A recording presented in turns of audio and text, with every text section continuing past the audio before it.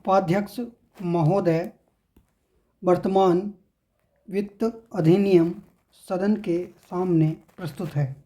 इस बिल पर मुझे बोलने के लिए आपने समय दिया, इसके लिए मैं आपका आभारी हूँ। इस बिल का एक विशेष महत्व इसलिए भी है कि यह संकट काल में पेश हुआ है। चीन ने हमारे देश पर हमला किया, देश पर संकट आया, राष्ट्र को चुनौती मिली और इस चुनौती को हम सब ने स्वीकार किया, जिसके लिए पैसे की आवश्यकता हुई। इसको वित्त मंत्री ने बड़ी कुशलता से देश के अंदर और देश के बाहर से जुटाया। इस बिल का महत्व इसलिए भी है कि हमारी पंचवर्षीय योजना के मध्य में ही यह बिल आया है। देश में बड़ी बड़ी योजनाएं अभी अधूरी हैं, जिनका पूरा होना देश के लिए बड़ा आवश्यक है। इसके लिए भी बहुत बड़ी धनराशि चाहिए। देश पर संकट आया और देश जागा। कोने कोने से लोगों ने पैसा और सोना दिया और अपने लड़के तक फौज में दिए। इस देश में किसानों और गरीबों का जो वर्ग है, उसने भी दिल खोलकर इसमें सहयोग दिया। उसके बाद जो उन पर अधिक बोझ कर के रूप में पड़ रहा है या यह अनिवार्य बचत योजना के रूप में पड़ रहा है, उसको भी वे खुशी खुशी सहन करने को तैयार हैं। परंतु वे सरकार से भी कुछ चाहते हैं।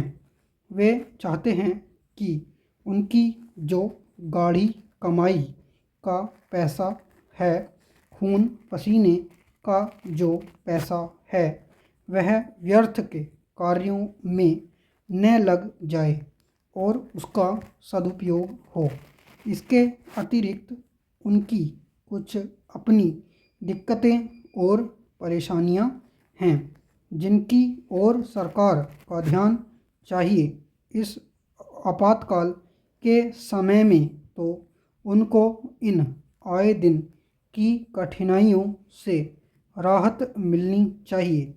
ऋण लेने में और अन्य कार्यों में जो अड़चनें पड़ती हैं, वे दूर की जाएं।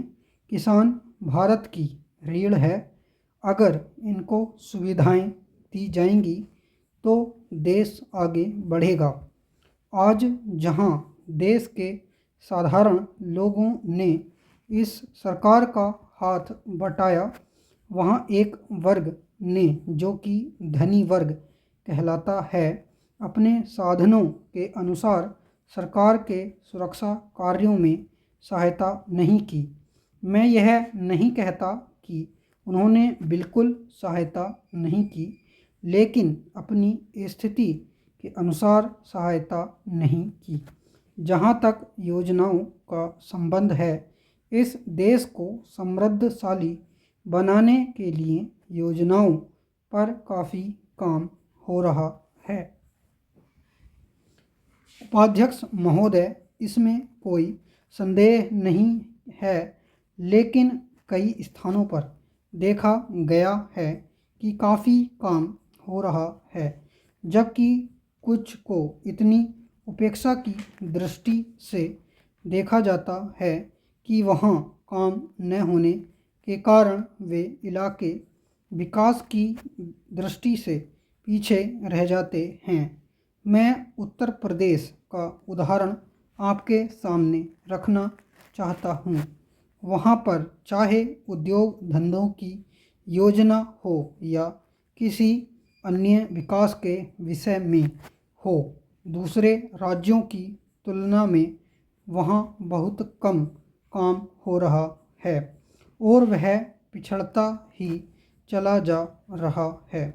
माननीय अध्यक्ष महोदय, इस विधेयक के संबंध में इस सदन के इधर के बैठने वाले लोगों ने और उधर के बैठने वाले लोगों ने बहुत सी बातें कही हैं।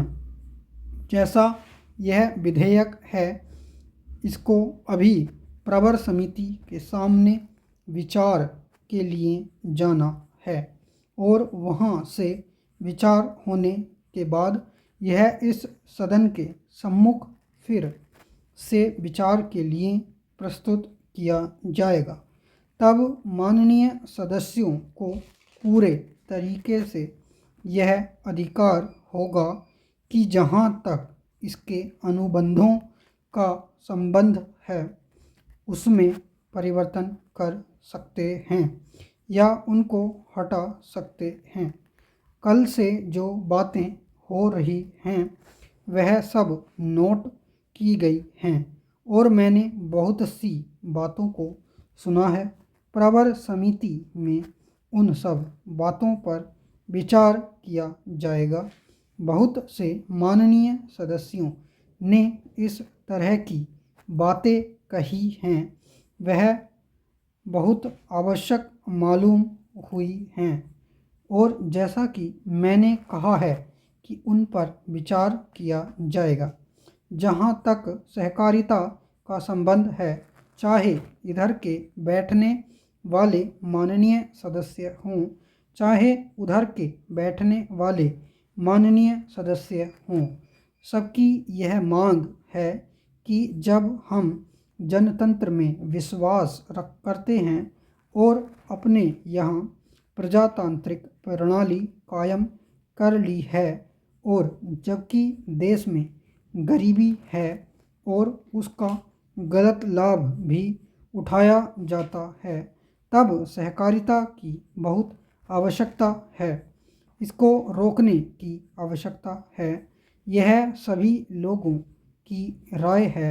जहाँ तक इस सहकारी विधेयक का संबंध है, बहुत से माननीय सदस्यों ने बहुत सी बातें इसके संबंध में कही हैं।